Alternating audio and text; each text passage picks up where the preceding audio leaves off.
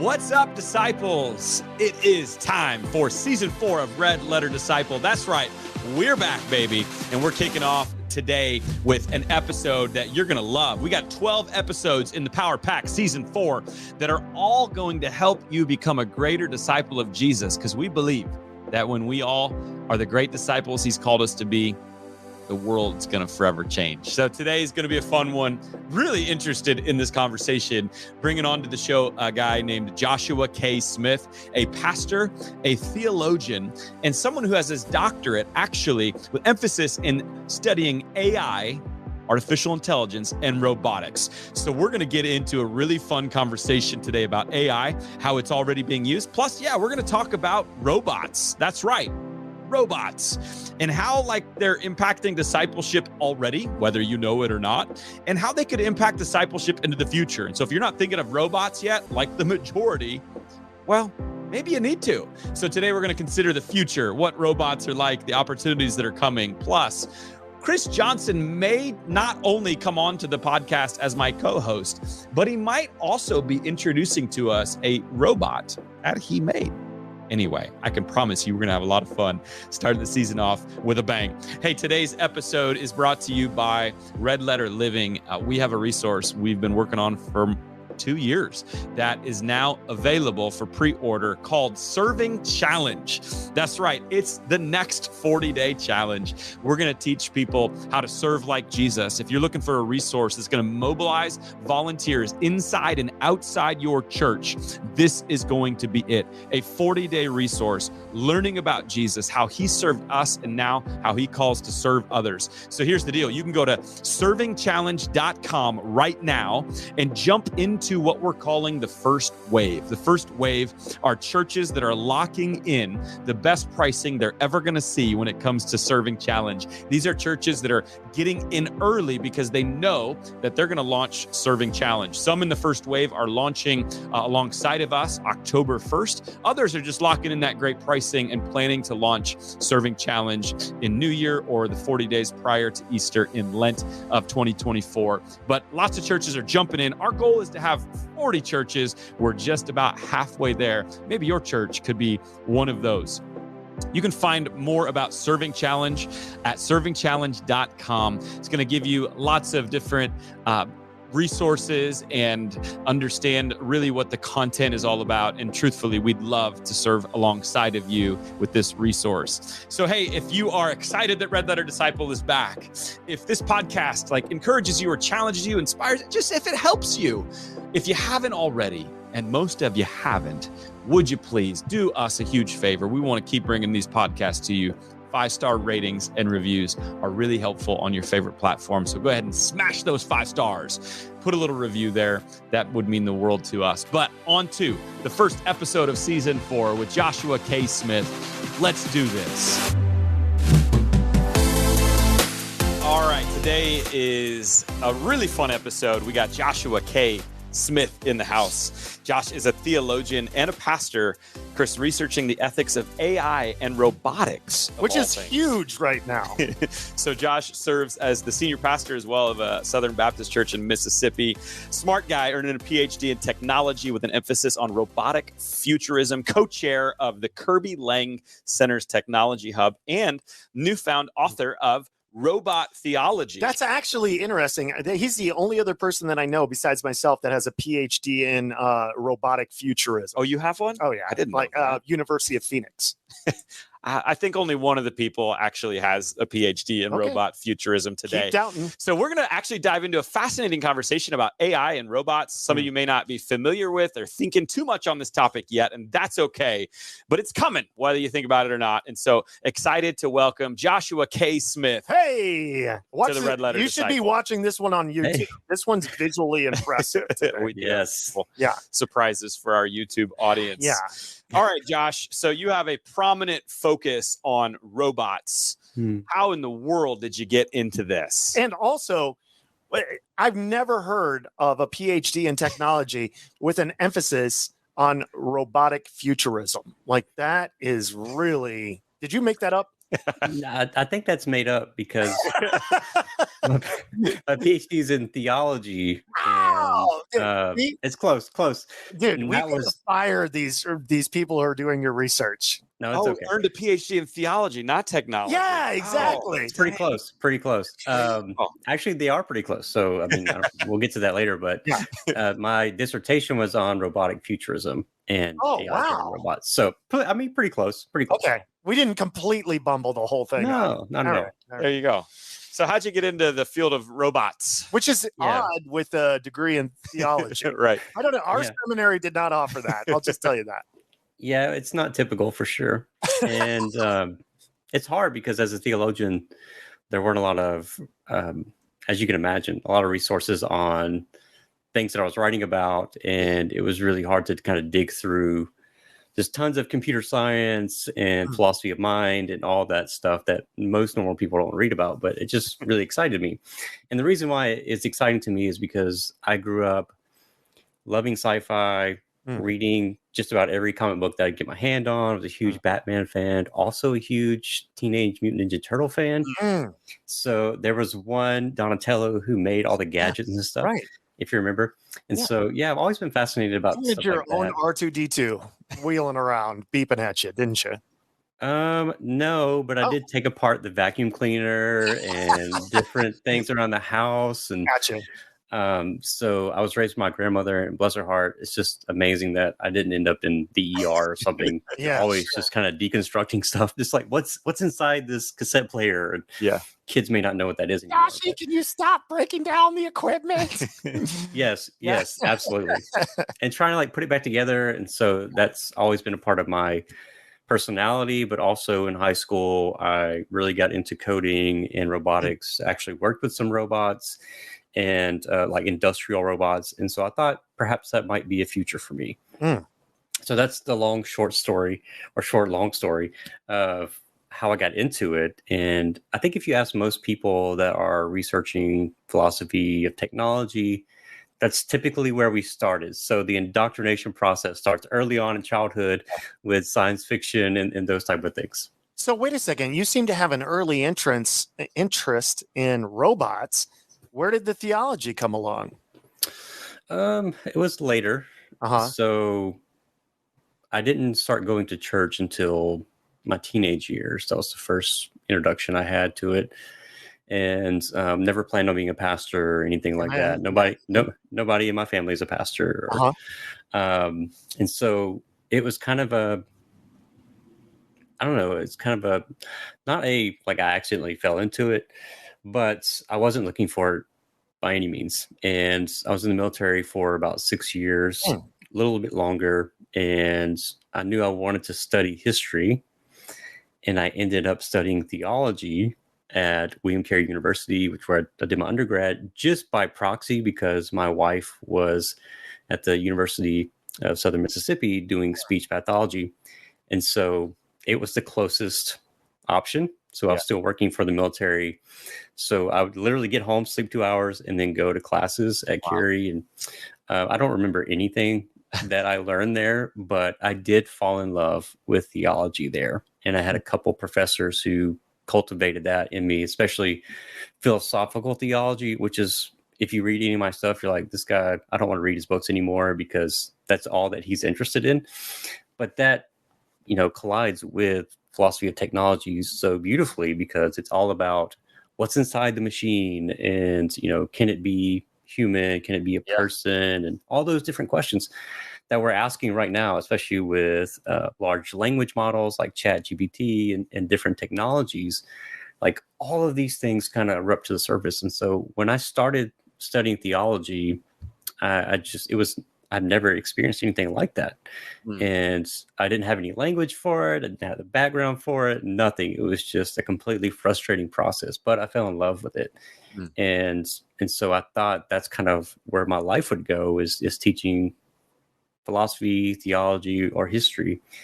And the more I progressed in my education, the more I became a theologian and trying to balance all those three components together. So it's cool. Yeah. So robots are like a form of AI. So I want to back up before we get to robots because I'm curious. I have a lot of questions that are probably going to come off. Some of them very ignorant about robots, but I want to back up into AI first, because I feel like that's all the rage right now. Lots of people talking about the AI, but talk to me a little bit, because now we're kind of hearing about OpenAI, ChatGPT, and so there's all these new conversations. But AI is bigger than just ChatGPT. It's been around for a while now. So talk to me a little bit about what AI has been, where it is now, and how people are already using it. Yeah, so it's been around for a while. Like if you think about kind of the emergence of this technology, it kind of goes back to the mid 50s. Really, I mean, much farther back than that. But there's always been in us as humans a sense of longing for magic is one way to think about it. We want to see some type of automation.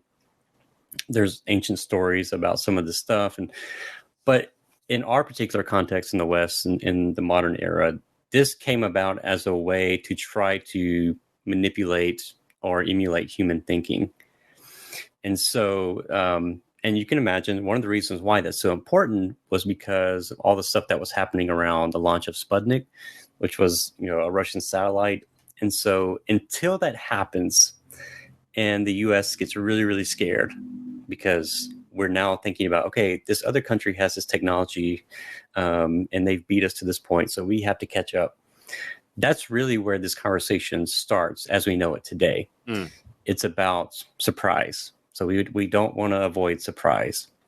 And so that's kind of where it starts. And so the conversations at Dartmouth in the 50s is about how can we mimic human thinking and intelligence. Can we do that? There's all these different types of languages coming out, languages that we use today that form binary and different things like machine language, all that stuff, like a bunch of nerds in a room trying to figure out how do we get this computer to understand our language, right? And so it starts with little punch cards, and we develop these different languages, and then the ones and zeros. It's so fascinating to me. And I think about when I was a kid, seeing my first computer and taking it apart and seeing all the ribbons, and they're really ugly back then. Now they're beautiful, and yet LEDs and all this stuff.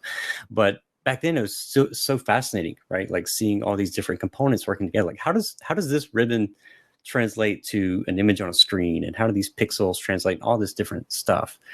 And so I think there's two sides to this conversation, right? On one side, you have a bunch of scientists who are just really, really interested to figure out is this possible? Can we make something intelligent like a human is intelligent?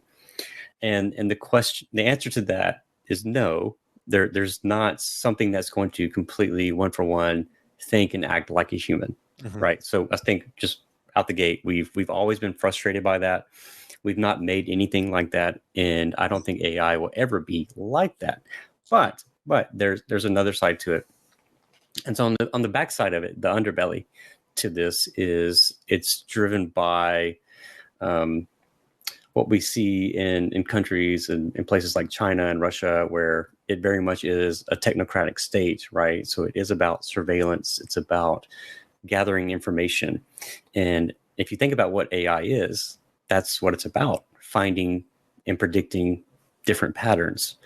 And so, yeah, in a lot of ways, it's simply math, like all this stuff, machine language, big data, it's math in a lot of ways. Literally, the language is math, ones and zeros, but it's also more than that, because like I said, there is some magic to it, right? It does things that we don't quite understand sometimes. And so simple AI, just narrow AI is what it's called. It's basically like baking a cake, as David Gunkel would say. You put the right ingredients in, you put that in the oven, the right temperature for the right amount of time, you get a cake or cookies or whatever, right? And so we use a lot of that AI today in our banking, in application processes, even in policing. So that's a little bit more of a gray area, but we use it every day, right? And you're getting recommendations for different things based on what the algorithm predicts for you.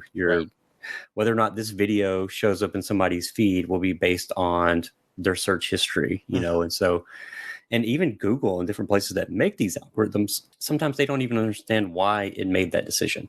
Yeah. So I think that's what's fascinating about it. And that's kind of the magic part of it, is as it learns, right? And so I don't know how much you want me to go into that, but basically all of our thoughts about what we envision for AI, what it would be today, were somewhat wrong. We thought it would be like raising a child where you would teach it certain things and emotions and behaviors, and it would just develop into what we develop into a human person. But that's not quite what it does. And I don't think that's ever where it will be.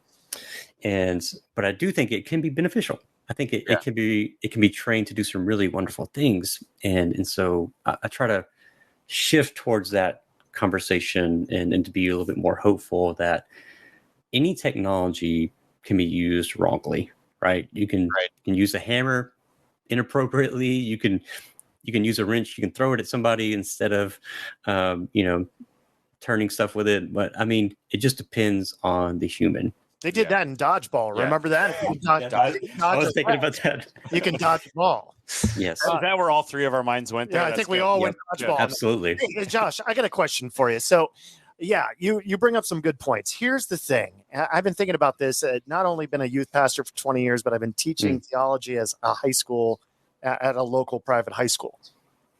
And my kids are really honest with me, like to the point where I wish they wouldn't even tell me half the stuff they tell me now, because now I've got it in my head. But one of my kids was taking an AP class, and he said, Pastor Chris, I'm taking AP, World AP, all right, World History AP. And he went into Chat GPT and he said, write me a 3-page paper with a few human errors that can't be detected by plagiarism. And he popped it back out. It took him a couple of minutes. He got a 95 on it. And the only reason he got the 95 was for the human errors. It passed all the plagiarism issues. And so, like, here's my fear, man. My fear is that 15 years from now, we're going to have a bunch of doctors and dentists that have cheated their way through college. And honestly, here's my other thought. I'm wondering if schools and colleges, we're going to have to go back to like pen and paper, like no devices in the classroom, because this thing is going to get so smart and undetectable. Like, what do you think about that for the future of education? Yeah. So I think firstly, it was unethical to release the technology in the public when we weren't ready for it. Yeah. Right. Yeah. I think that's a conversation I haven't heard a lot about unless you're in the philosophy of tech world. There's some things we need to be very careful about how we open up to society about and how we integrate these systems, like the robot dog spot that was in New York, where the police said, hey, we're going to use it. Like, that was the wrong way to approach it. And I think likewise with the company OpenAI, that this wasn't the best way to approach it. Yeah. But what do we do with it now? It's kind of like Pandora's box. It's it's open. You can't put it back in there. And now all these companies are investing billions of dollars into it. It's the models are only going to get deeper and deeper. So, we were thinking about this too. Even other educators already were having this conversation. And I was just thinking, like a couple summers ago, I was doing some adjunct, and even then, just trying to make sure the students don't cheat. I feel like that was most of my job as the online instructor. Yeah. I'm just trying to make sure they don't cheat. And I don't care necessarily about that. Like, I want them to learn. Right. I think part of this could be we shift away from grades. That a lot of really good educators have said, stop making the students so anxious about getting an A or B. Let's just go ahead and say they're going to get that or whatever, like just pass or fail type thing. And as long as they kind of capture the skills, and like you're saying, so with ChatGPT now and with the next iterations, it will get harder, especially with the short-term papers, like the short, 3 to 5. Like, it's going to be impossible for people to figure out who's plagiarizing, unless they're just not very tactful about it. Like, I have some friends who posted like the same sentences for the same assignment, and they're like, this has clearly been put into a language model. Right. So, but people will get better at cheating. They'll figure it out. Right. But one of the things we could do is just move away from that. Maybe there are better ways to test students' ability with the curriculum and with the subject matter.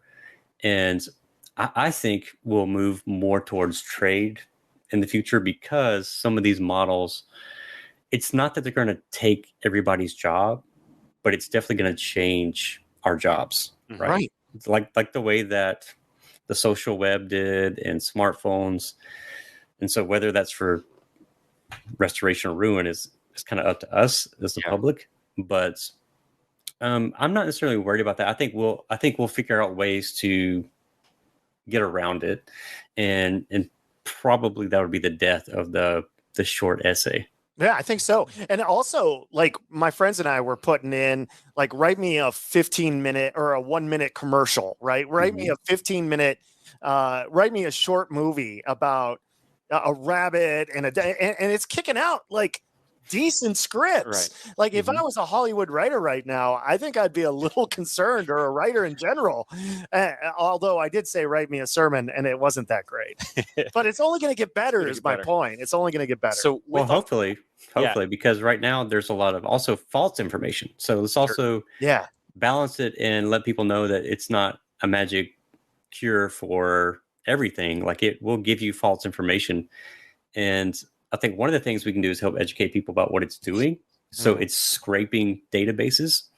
So the scrape is only as good as the database's information fidelity to the subject matter. And so if you feed it, if it has a bunch of garbage that it's scraping, that's what it's going to give you. It may be in a properly formatted context, but is it almost like Wikipedia right now? Like, you know what I mean? Like, and I think I have some hacker friends that say it does have access to the internet. So, and there's some ways to really break it down. I won't share what those are, but sure. Go ahead. I'm not afraid of it. I'll just say that I'm not afraid.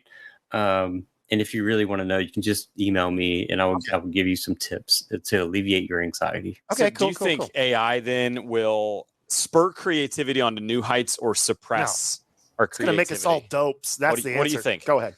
Have you seen the movie Idiocracy? I have not. No. Okay, I'm not endorsing the movie. Wait a second. That's the movie where, like, everybody's just completely stupid, right? Like, and one of the taglines is electrolytes. It's what plants crave. And they're trying to figure out why their crops aren't growing, because they keep Mountain Dew or something. Yeah, like Powerade. That's what it was. Powerade. Yeah, so, that's, I think, worst case scenario.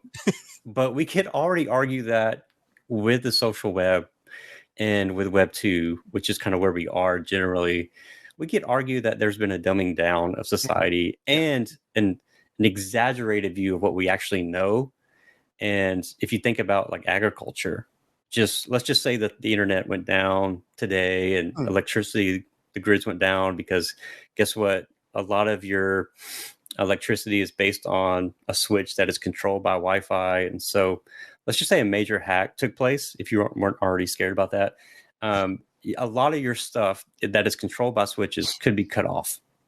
And so what would happen? So my father-in-law is a farmer. He doesn't have a college education, but he's one of the smartest men that I know. Mm-hmm. Like, he is extremely smart, can figure out anything, can build anything. Just that, like, knowledge I value. And I think about, and I'm not judging any particular generation, but I'm just saying, I think sometimes I've had students tell me, well, we don't need religion anymore, or we don't need this anymore because we have the internet. I'm like, well, not everything is true on the internet, man. Like, people lie. That's part of human nature. And so I think it really depends on how we help people frame the technology, and also our responsibility in this story, how we are supposed to respond to it, what we're supposed to be doing, the purpose of life. So there are different predictions about this. And there's a guy named John Danaher, not the UFC fighter. There's a philosopher named John Danaher, and he's written about this. And some of his predictions are very scary, because he thinks that we're going to kind of lean towards a fully automated society, and people think that's a great thing, right? And this is not a commentary on John's work or anything. I think he's right in a lot of ways, but I think it's wrong too, because as we saw with COVID, this was my prediction before COVID, was that in a situation where people are working less, right? It's just hobbies, it's just leisure. I think that will have a very negative impact, especially on men. as because a lot of times we value ourselves and our identity is placed on what we do, how productive we are. And I'm not saying that's always right, but just as a pastor, you guys know that a lot of men go through a struggle when they retire, when they lose their job. And so there's going to be this great wave of suicide. We're already facing lots of addiction. You guys deal with that. I deal with it. So what happens when there is no work, literally no work? And I don't think there's a lot of answers for how we're going to deal with the mental and spiritual and emotional crisis. So we're all focused on the pragmatic issues, like how do we deal with this job, or is this going to take my job? But I think there's actually a bigger question that we need to prepare for: is how am I going to emotionally handle this? What am I going to do when a drone delivers stuff to me, or I can't go to a physical store anymore and I have to go to a 3D print shop and get a part for the tractor, get a part for the truck, or whatever?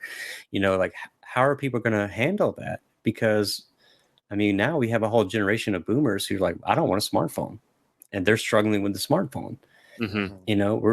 That's a big deal, and so what happens when it's the next level of automation and they're in the nursing home and it's us? Yeah. What I'm saying? It's like our it's us. Right. And it's a robot caretaker now where you have human and robot partnerships. And so that's the future I see. It's not so much complete automation. I don't think that's realistic. If you've ever built a robot, that's not realistic. But the partnership part of it is. We may meet his robot later. We'll see. It's no big deal. I'm very excited about it. It's been a few years on it. Go ahead. No, so you're saying that it's going to continue, right? Like this isn't going away. Right. This is not. I sent Zach. They were talking about the morality of all this, but one of the questions Zach's wrote down, he goes, "What do you think? Are robots amoral? Let's see. What do you think about that? Does that even make sense? Are robots amoral?" Yeah, there's a big question around whether or not technology is neutral. I think that's a lot of people frame it that way. And so are there embedded morals in technologies? Yeah, I think so. So, for example, I often ask people, is hammer a good or bad technology? Well, it depends on how you use it, right? So it kind of goes back to the human operator. But also not just that, it also goes back to your desires for that technology. Why did you make it? What was it made to do? And so when we ask a question, is this a good, bad, or neutral technology? I'm like, well, what's the purpose of a submarine? What's the purpose of a nuclear warhead? Is it good because it does a job well, or is it good because it was created for a particular purpose? And so I lean more towards technology is not neutral, definitely not. And some technologies can never be good, right? I don't. And there's debates about that, right? And I get into some very heated conversations sometimes, but and depending on the context, right? Everything, it has to be on a case by case basis. So depends on what the technology is, why it was in some bad technologies that were designed for evil and harm can have, I think, a redemptive story to them. And I go back to Isaiah 2:4 and, turning swords into, gardening hose and that type of thing. And there are even guys in the United States who take AR-15s and turn them into gardening hose as a reflection of that. And that's not a commentary on that weapon system or anything like that. But I think that is a picture of how certain technologies, like a rifle, which are meant to harm, and that one in particular, which has a lot of baggage and misunderstanding about it, can be reframed and reused. So any technology, it's not just rifles, but any technology has the potential for that. There are some I would argue just don't need to be made. For example, killer robots. We don't really need a T-800 walking around. Like there's no reason for that. At least from the civilian side. But yeah, I mean, it just depends on what it's used for. Well, I even saw the drone, right? It's like the size of a hummingbird, and it's got like one shot in it, and you can send it in undetected, and it like zeroes in on the eyes, and like boom, like one bullet in between, and you're like, oh my gosh, I didn't even know that technology existed. It's crazy, and it's fully developed to prevent like a big war, to take out like a head of state or something like that. Very under the cover of darkness. Yeah, crazy. Yeah, and so go ahead. I was just thinking there's all kind of technologies that the public doesn't know about and that we use for espionage and different things. And sometimes I post them because I'm really into good hacking, not for malicious things, but even stuff that our own government has designed, like cables that look like an iPhone cable that is meant to inject bad things or take software or whatever. And so, those are government projects, and you think about why we make them. And so does it make them good or bad? And like I said, it depends, and I don't think anybody would say that the potential assassination of someone like Hitler was the wrong thing to do. Right. So everything has to be kind of like in the eye of the beholder. Case by almost. case. Yeah. There's a gradient to it, I think. Sure. And so we have to be very careful. And I think education is a big part of this conversation.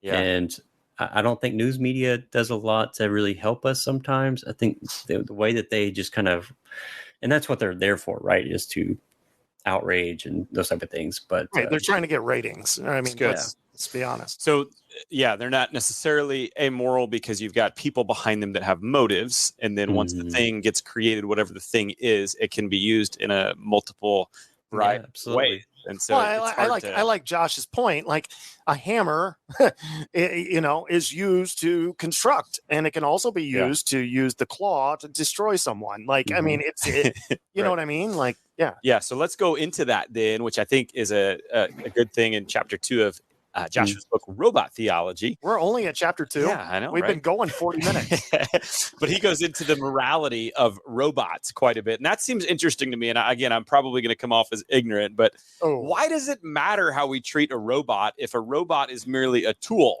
Why would we treat or consider a robot any differently than we would like a Roomba or an iPhone or a computer, any other piece of technology? Here's the answer. Because when you're 95, it's going to be changing your diaper. I like that. No, I mean, it's the same question for how we treat animals, I think, in a lot of ways. Why are people so upset when you abuse an animal? It's not human, it's somewhere between thing and object and person. And so it just depends on how you frame the question, guys. Like, and people get so upset about this, but I think as a Christian, this story, our life story, is not about us. And so for me, my life is not about me, right? If I understand myself in God's story, that obviously the story is about him. And so I see persons as a character of value within a story. And so for me and for us as believers, that story is about God. And so if God gives me something, a tool, an animal, a landscape, whatever, do I have the right to treat it however I want to, or to use it for my own will and gain? Well, yes and no. It's kind of, I see it kind of as I've been loaned these certain abilities, capacities, and privileges. And so I extend that to a lot of other things that in their makeup, I don't think that there's anything super unique or important inside of them. But I think how I treat them matters. And it is a reflection of me and a reflection of how I think about God. And so I think that's how I like to frame the question is, yes, I know a toaster is a toaster. I know a Roomba is just a vacuum, and I don't think there's anything special about it. But do I want to teach my kids just to take the Roomba when it breaks and throw it across the room? No, I think that's not good stewardship. But likewise, as we get more advanced in some of our technology, we have robot cats at the house, and there's a reason for them. It's not just for consumerism, but there's purposes behind that technology too, right? And so we want to teach them to be good caretakers, to model care and affection and love. And actually, there's nothing we can do. If we put a robot cat or a robot that looks like a human in front of someone, they're going to either be really, really creeped out by it or really, really engaged by it. And there's nothing you can do to decode that from human behavior. So we have to accept that. And so you have to think, right, as we're moving and progressing more and more towards the integration of more technology, not less, more robots, not less. Do we just want to treat them however? And what's the impact for us as society? And so yeah, there's lots of questions on the periphery. I don't know if I'm answering your questions, Zach. But yeah, I think sometimes as Christians we're guilty of saying, well, let me decide what it is first, and then I'll determine how I'll treat it. But I think that's wrong. I think we need to start on the opposite side. I'm just going to treat it ethically first, regardless of what it is. And I think that's a safer bet for me if I was going to make a wager as a Christian and a believer, because there have been these historical analogies through time, right? We thought for a long time that animals were like machines, right? The people believed that in the Middle Ages. People believed that for a long time. And we sometimes even believe that today in how we farm and how we raise livestock and stuff. So do we think God would be pleased by that? Do we think God would be pleased by how we are wasting some of these resources? And I'm not saying, you have to be a vegan or anything like that. I love meat. I eat it. I'm not going against that.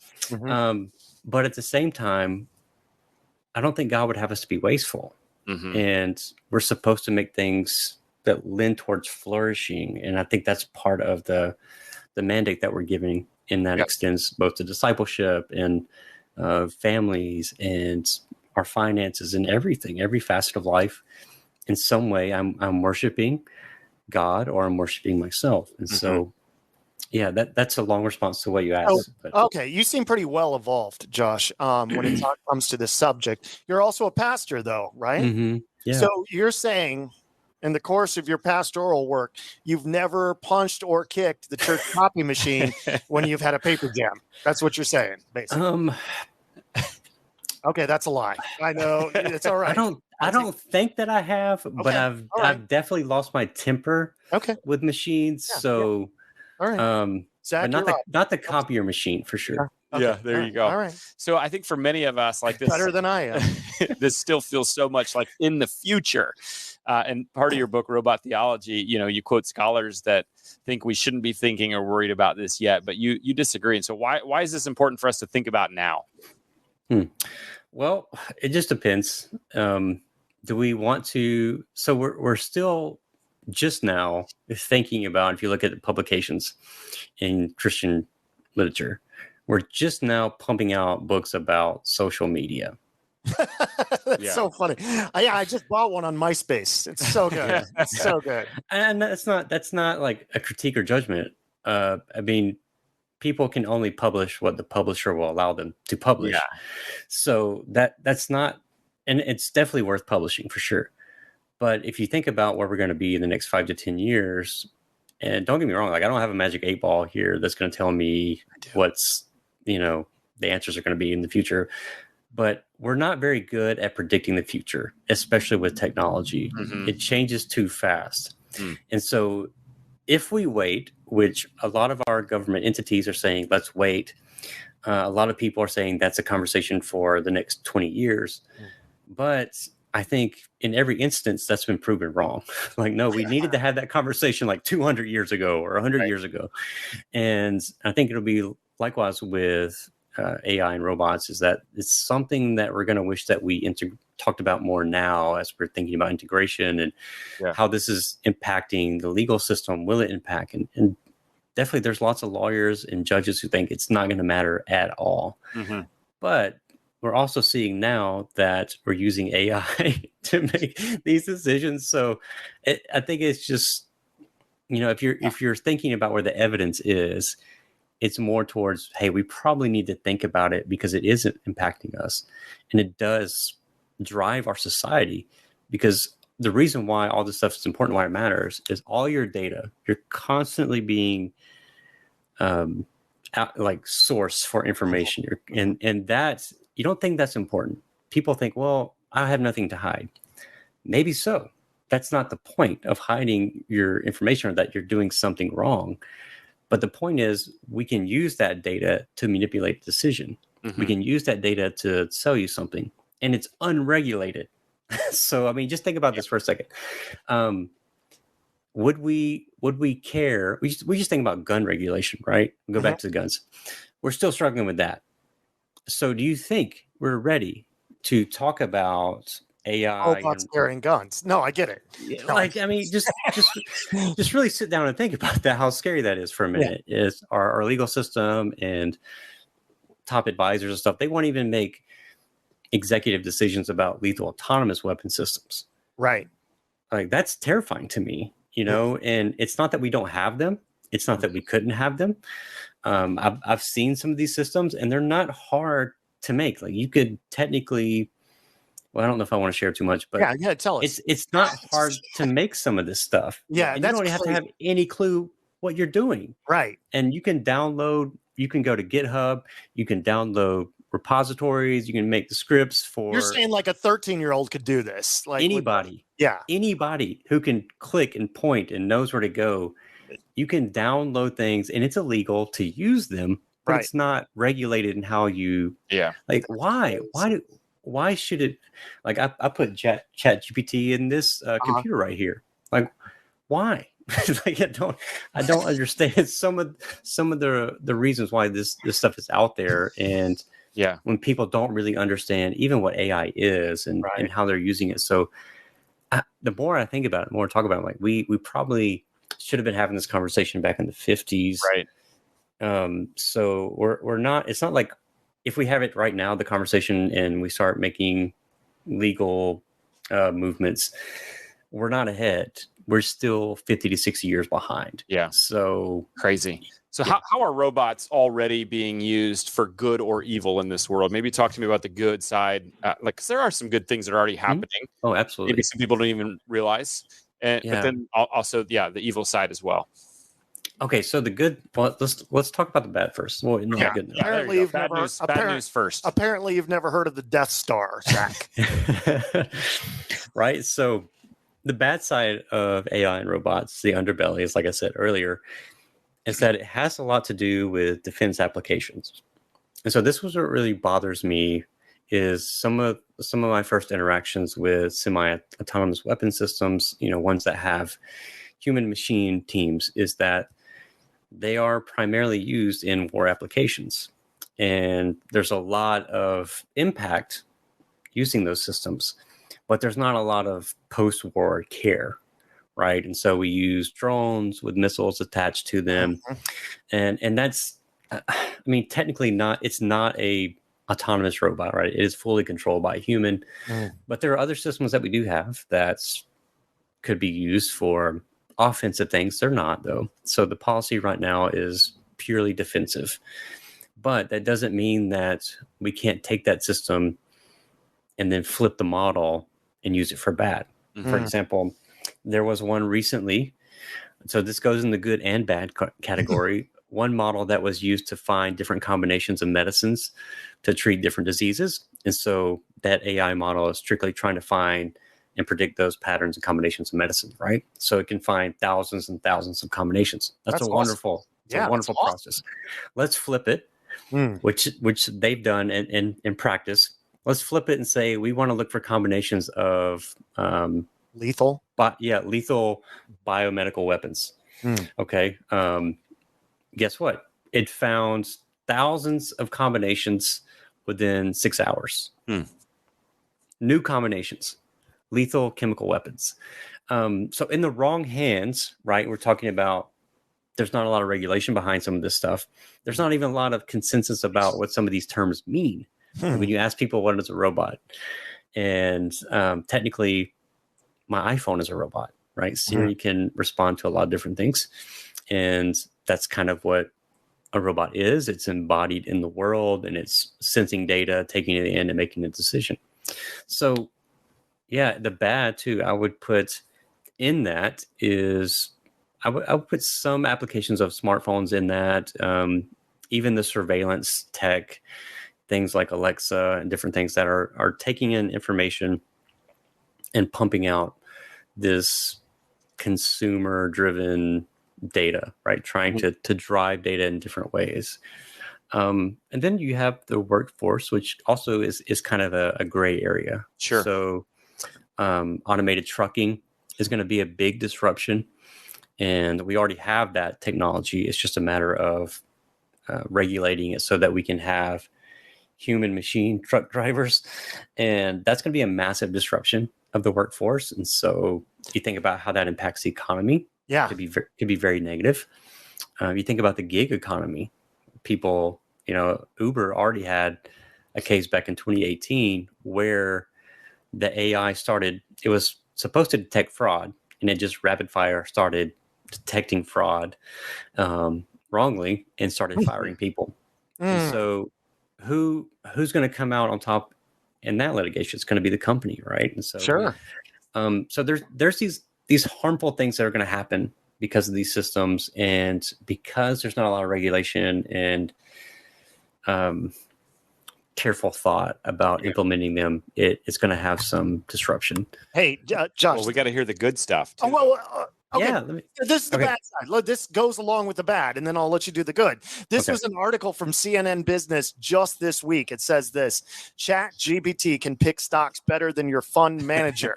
And it says a basket of stocks selected by Chat GPT has far outperformed some of the most popular investment funds in the United Kingdom.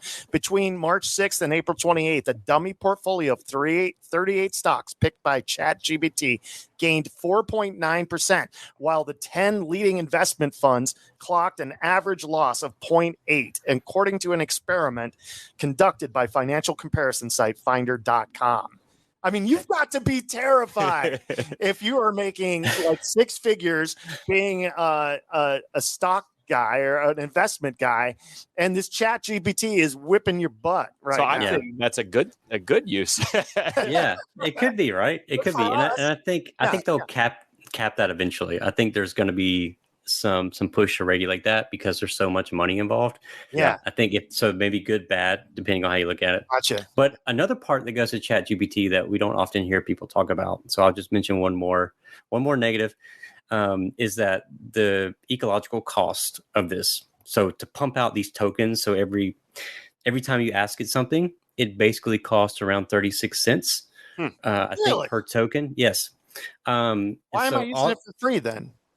Well, it's not costing maybe you, but if you have the paid account, so you have a certain amount of tokens that you can ask it.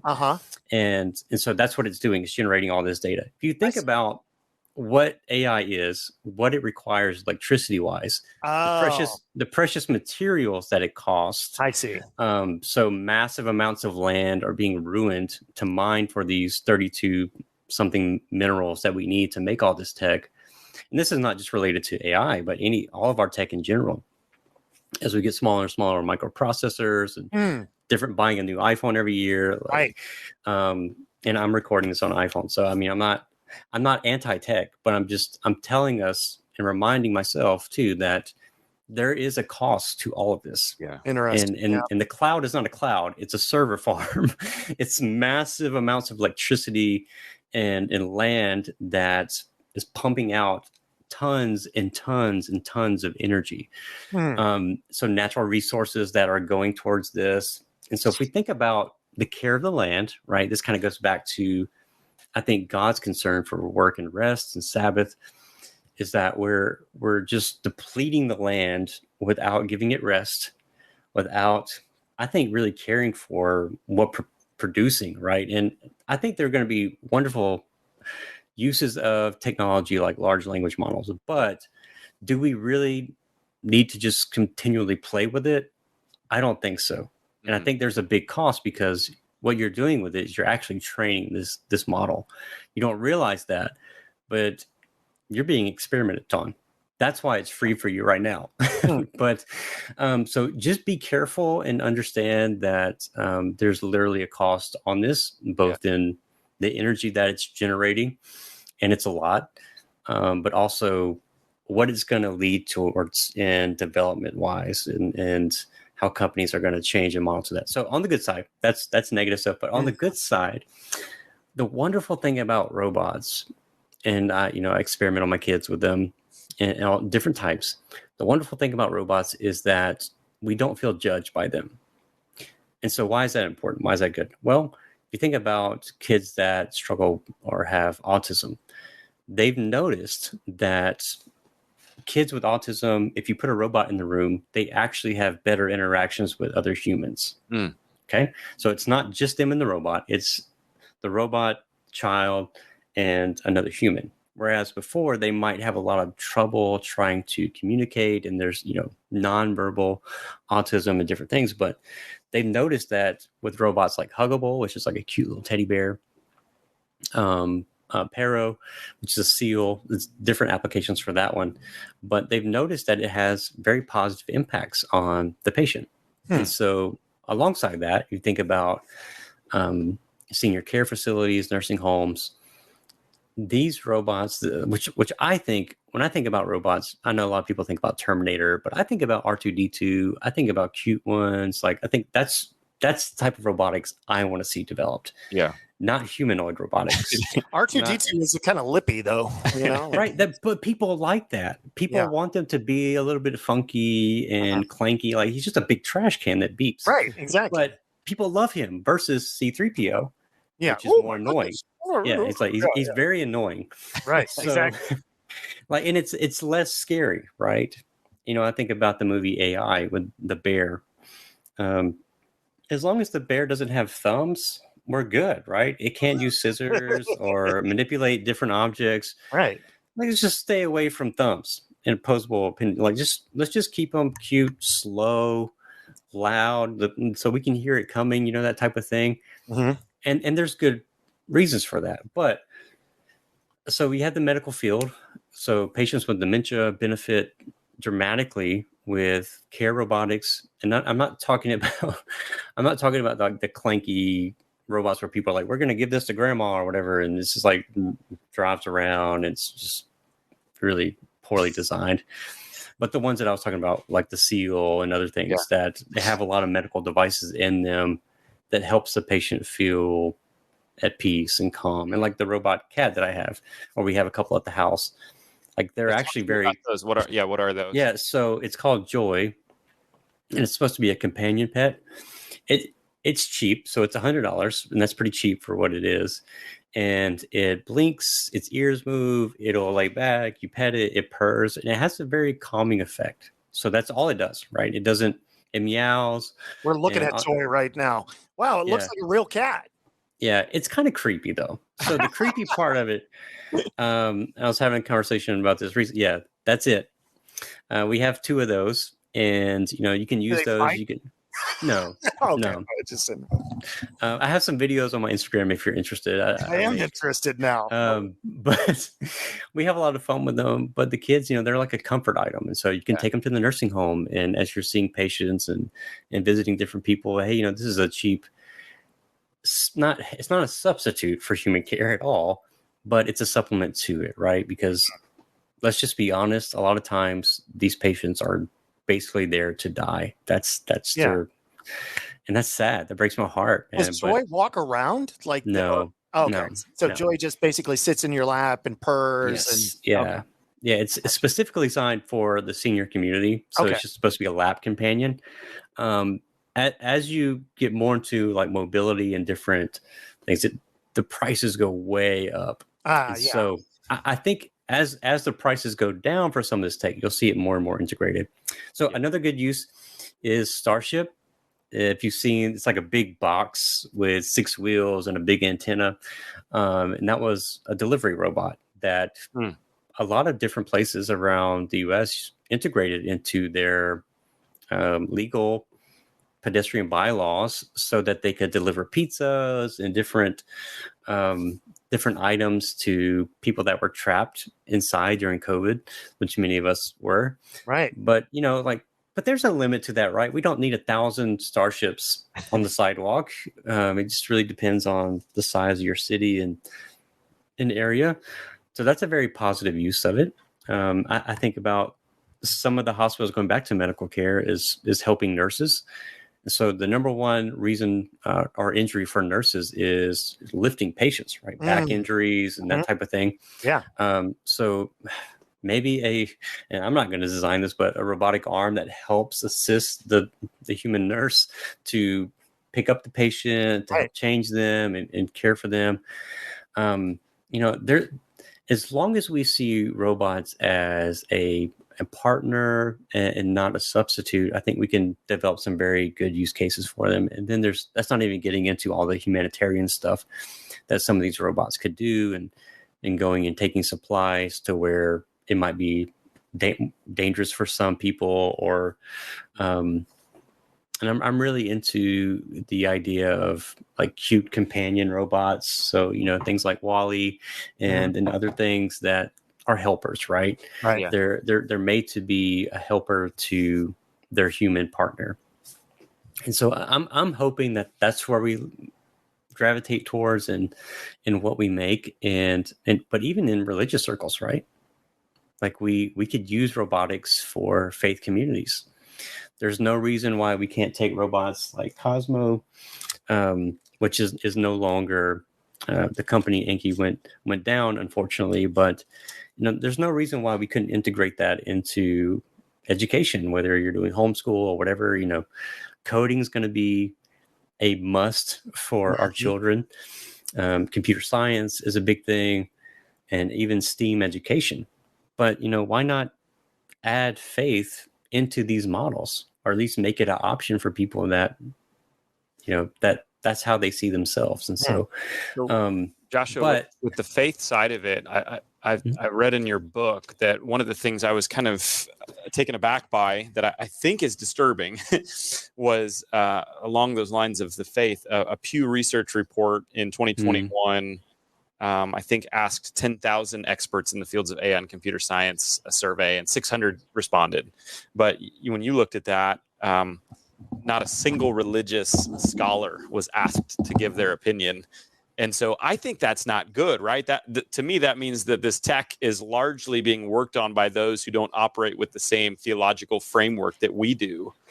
And so am I reading that wrong? Or should that give us pause and concern, or what are your thoughts there? No, I mean, that's right. As far as like tech companies considering what you and I would consider important, yes, you're absolutely right. They're not asking faith communities. Mm-hmm. So, and this has been my big push, right? This is kind of my jam, is to reach out to different companies and ask them, what do you think about adding this component to? And I think that would actually help the robotics community survive in some of these cases where people aren't going to pay $300 to $400 for a robot that only does simple coding stuff, right? It needs to be more integrated into that person's worldview and their way of thinking, philosophy. And so we need to take it a little bit further. And so, no, companies aren't considering that right now. There's not a lot of companies. Now, I will say one caveat that I want to be clear about. There are lots of people who have faith that work at these companies. Okay. Mm-hmm. But that may be on the engineering side. That may not be on the software side. That may not be the company isn't valuing that as much. And so they're not producing that as much. And I think this is where we come in as a local church, is to say, this is what we want as a consumer. And I think there's going to be a long road to seeing that develop, just because of, like I said earlier, we're just not talking about social media. Maybe I'm wrong. I hope I'm wrong about this. I hope it speeds up, and I hope we can have more conversations like this. But a lot of people aren't really concerned about that. They're not thinking about, okay, well, how might this robot interact with my faith? Or how might this AI model, which I think is even more pressing, interact with my faith? Or will it reflect my faith well? Yeah. And I think if we can integrate that into some of the models, into some of the programming, and on the front side, I think it would make people a little bit more comfortable with interacting with it. As far as it scares a lot of people. Yeah. But you don't have to be scared. You don't have to be scared, because our faith is what grounds us in this conversation. And like I tell people all the time, I believe some wild stuff, man. I believe in the virgin birth. I believe in zombies. I believe in not the Walking Dead flavor, but I believe people can come back from the dead. I believe that my soul is going to be implanted in a new body post, this body's death. Like, that's some wild stuff, man. Like, I believe all the stuff about Jesus and all the things that the Gospels reflect about that. So, I take that into the sciences. I take that into technologies, and I think that's what we have to do is almost demand to these companies say, hey, there's no idea of fallenness in this tech. There's no idea of limitation. There's no idea of human nature and anthropology. And I think that's a problem. And some people have picked up on that with GPT, although we don't blame the tech. Like, that's not the right response, is to blame the tech. You need to blame the company. Like, you need to look at the human operators and say, hey, this isn't right, man. This is not how we should use this technology as a mediation for human care and love and support. So, go ahead. Yeah, I was going to forward it to, you talked about a lot of the good with like the medical community and the elderly. So do you see this being a part of a lot of our lives? Like, are humans going to be friends and companions with robots? Is that good? Is that bad? Is that okay? Like, what does that look like 10, 20 years from now? Well, it depends who you ask. A lot of people would say no. And the reason why they would say no is they see friendship as a mutual reciprocal relationship, right? Like, I care about what you care about and you care about what I care about. And I think that's true in a sense on that level. Like, no, we won't be able to have that type of friendship with robots. But there's a book called Clara and the Sun that does a really good job of explaining and exploring this conversation. So I want to encourage all the listeners, read more science fiction, because it gets a lot of the conversations right versus some of the philosophy of tech. But I think they can be friends on one level, especially in the realm of companionship, because if you think about how people view their phones, really think about that. They may say it's just a piece of tech to them, but what happens when anybody in the room, you're at a restaurant, college campus, whatever, somebody drops their iPhone? What happens? Right? There's an audible gasp. Yeah. We take it into the most intimate places of our life. Right. It is a part of us. And I think as soon as we cross the threshold, finding some very pragmatic, useful reasons for having the robot in the house, it will graduate to that next level where it's like, no. And even today, there's evidence of not necessarily companionship and friendship, but when people have their Roombas worked on, they want their Roomba back. Right? It's like, why? Why does it matter? And but I think, likewise, name their Roombas. They name their Roombas. Yeah. That's my Roomba. It's so loud though. It's so loud. Yeah, it is loud. Mm-hmm. But I think we can be friends to a degree. Like, I think you still need human friends. Yeah. I think some people will value the robotic relationship more than they'll value human friendship in the future. And I think there's already evidence for that in some places. So I think it'll change, and we'll have to cross that bridge when we get there. Yeah. Like, for example, the conversation about replica that's come up a lot. And there's other stuff that's recently come out with AI girlfriends. That's not new stuff. Yeah. But the lady that's charging $1 per minute to be your girlfriend, right? That's an AI model. And so people are paying for this. This is not far-fetched science fiction. Back in high school, I could see Zach paying for that. Right? Yeah. Can you imagine some of the stuff? I feel so sorry for some of our children and our kids, because, man, they're just bombarded with stuff that there's no way I would have been prepared for to handle. Right. And so, God bless them. But I want to be inside the conversation with them and inside these different fields and help them see, like, we don't have to shame them, right? Because I think it's wrong to say, if you ask people, especially boomers, what's the number one problem with society today? Smartphones, social media. Okay, who gave them the smartphone? Who gave them access to it? Did they have the $700 to go buy it? No. No. You gave it to them as a concession because you're worried about different things in society. Right. You're Everybody worried else has one. you want to low jack them. There's societal pressure from their peers. There's all these different things. So I think there's going to be a similar conversation we have with robots when it becomes financially feasible. Like I said, with the smartphone, we crossed that threshold when we were worried more about where our child was, when we wanted to get in contact with them. It became normal. We'll go through a similar progression. And so, yeah, I think I would absolutely love to have a Wally, like I said, in the house, or, you know, and kids will tell you straight up, yeah, it's my friend, but it's not a human. It's not, I know it's not real. Yeah. But we don't squash that in their imagination, right? Yeah. It's not that it has to be a human. Think likewise with animals. Can you have genuine companionship with a dog? Yes, absolutely you can. You know why I know that? Because I've done dog funerals. Right. You know, I've seen military canines with their handler. I've seen cop, you know, you go to a funeral, canine funeral of a police officer dog and tell me that's not a real relationship. Yeah. And same way with robots. There's been that level of concern and companionship. So it's not an issue of possibility.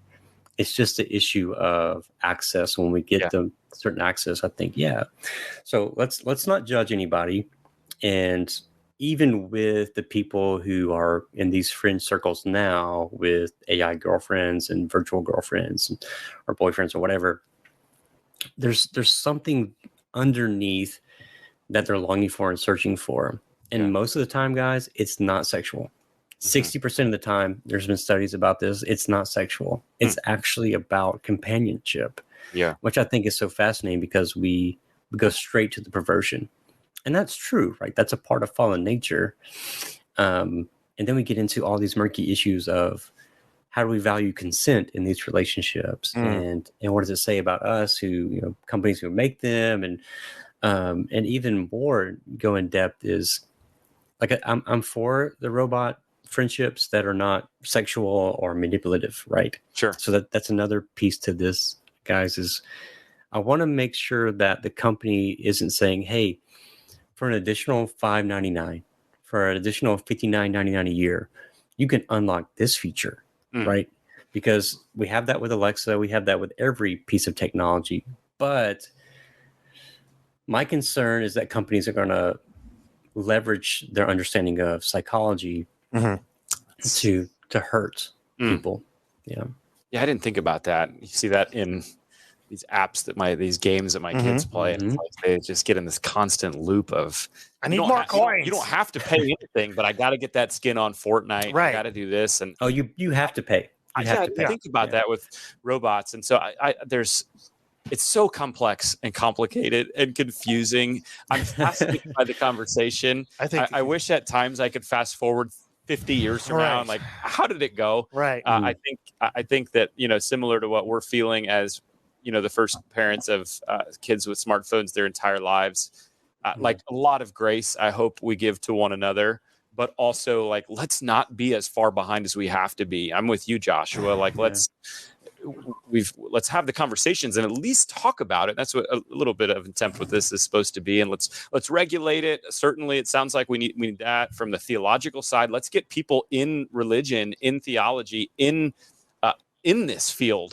And it sounds like we need you there for the future of this. It may depend on getting more and more of those thinkers. So we scratched the surface. We could go on more. I was going to say, this is, we got to bring him back next season. Yeah. So we do a final question with all of our guests. We want this podcast to challenge our everyday listeners to be great followers of Jesus. And so if you could issue a challenge. Well, and the final question really is, how much time do we have on Earth before the robots destroy us? That's not true. Oh, okay.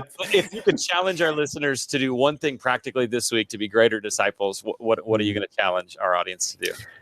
Yeah, I think just kind of going along with our whole conversation is just to put your hand to something and make something that is going to inspire creativity and awe and joy. And I think that's what's missing so much from this conversation is that sometimes we're so critical because and I'm stealing this for my friend John Dyer, sometimes we're so critical because we're not busy creating things like we're supposed to be. You know, like we are made in the image of a beautiful, wonderful, good, gracious, kind God. He's given us all these resources, all these different things and potentials. And like, let's go out there and make things and make them for his glory. And we can do that, or we can sit back and just critique everything. Yeah. So even if it's just like learning more about this technology, and because my challenge to a lot of people is if you'll get involved in it and just make your first simple robot, you will not be scared anymore. Code your first whatever. You won't be scared because you'll understand how complex it really is just to make a simple piece of tech. And it's fun. So boy, this couldn't fit in. This couldn't fit in any better to my game. It's fun to create. All right, listeners, if you take that challenge on this week, that you put something, your hands to work, you create something, let us know, #RedLetterDisciple. We want to cheer you on. And speaking of putting your hands to create something, Chris is waiting to tell us. If you're watching on YouTube, you've seen Creature, a robot that Chris made sitting on our table. Thank you. I'll take it from here. I'll take it from here. Just a little bit ago, Joshua K. Smith informed us of so many different things going on in the world. And let's just restate a couple things that he said in the last 4 minutes. About 4.5 minutes ago, Joshua K. Smith said, I wish I could have my very own Wall-E. True. And then when Zach issued the challenge, he said, go build something like even a robot. Done, Josh. Done. I have completed. Please go to YouTube right now, or you're missing out on the full show. I have created a one-of-a-kind, which we're sending to prototype next week. It's called Chat GPT. It's my own robot. Wow. And Josh, I want Josh. Really creative name. Proud of you. Thank you. I stole it. So anyway, let me turn it on. There we go. The light is on. Let's turn it to high. Okay. So let's see here. Josh, usually we make a custom game show for every person that comes on. But since I've been working on this the last 4.5 years, finally I've got it tweaked. And so, Josh, I want you to ask Chat GPT any question. He'll kind of hammer around a little bit, and then he spits out a cue card with the correct. I have trained him in the prophetic ministry. Wow. So, he is very prophetic. He's great. I built a solid relationship with him. I'm really proud of him. He's really like 10 for 10. So go ahead, Josh. Prophetic. Any question I want? How dare you? I can ask any question? Any question, yes or no. That's it. Oh, okay. Yes or no questions. Yeah. Are you going to destroy us all?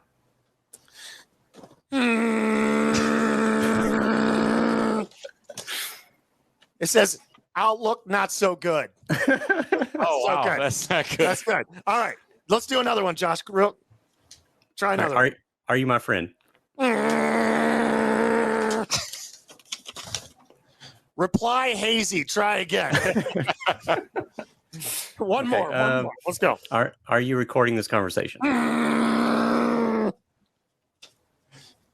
Ask again later. It's terrible. Dude, 3 for 3. Last one. Go for it. I've got one I want to ask. Okay, go ahead. Wait, go ahead. Go ahead, Zach. Go ahead. Me and my family were huge Cleveland Browns fan. Will I witness a Cleveland Browns Super Bowl victory before I die? There we go. My sources say 5 for 5. All right, Chat GPT. You got room for one more? What do you say? You may rely on it. Look at it. He even answers me. Yeah. Go ahead, Josh. The big one. The big one. Okay. He's starting to overheat. I don't know, man. I'm drawing a blank. This is a mockery on the entire robotics world, by the way. Go for it. I wasn't sure how this would go. Cam. Oh, Cam has a question. Will this be ending soon? It is certain. That's going to do it. There you go. For this bit. Chat GPT. Awesome. Thank you, buddy. That was a mockery on the entire robotics community. How dare you? That looked like my air purifier from home. I see. Yeah, you might want to check out for that. Yeah. Actually, I stole the air purifier from Zach's house on the way out, And then we went to Target and I put googly eyes on it. So I don't know. There you go. You did a great job. That's 90% of robotics right there. If people want to connect with you, if they want to get the book Robot Theology or hear anything more, where can they find you these days? Just Google Joshua K. Smith robots, and that should come up. There you go. I like it, man. Hey, thanks for leading the way in this and being a voice in a world that it sounds like needs voices like yours. So I appreciate you, man. And thanks for being a part of the show. All right. Thank you, guys. Cool.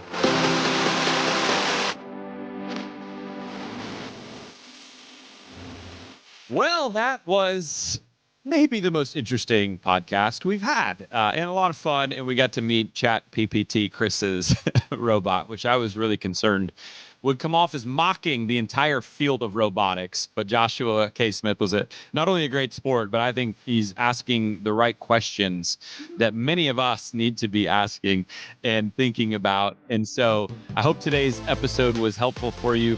We put a lot of links in the show notes for the things that Joshua K. Smith is doing. And also we put our sponsor there in the great resource and work called Serving Challenge that, again, we are now locking in churches at servingchallenge.com to embark on a 40-day journey to serve like Jesus that's going to change not just the lives in your church, but your communities. So if you want more there, servingchallenge.com. That's going to be great. I'm really pumped about next week's guests, plural. We've got a husband and wife team, Jason and Kathy Bergstrom. And here's what's crazy. Jason is a American Ninja Warrior, and several people in his family are American Ninja Warriors. Jason and Kathy not only have this Ninja Warrior community that they've been building, they also raised 9 kids. So what's harder, to make American Ninja Warrior and complete a stage there, or to raise 9 kids? And also, one of the things I love about them is they do a really great job of turning their home into a place where ministry can naturally happen. How do you and I do that with our homes so that ministry can happen where we are? You're going to love their story. Plus, you're going to find out maybe you've got what it takes to be the next American Ninja Warrior. So how do you not miss this? You subscribe or you follow the podcast on whatever your favorite podcast platform is. So do that. That would mean the world to us as we lock arms in ministry together and go on this journey to be great disciples of Jesus. So we'll see you next week.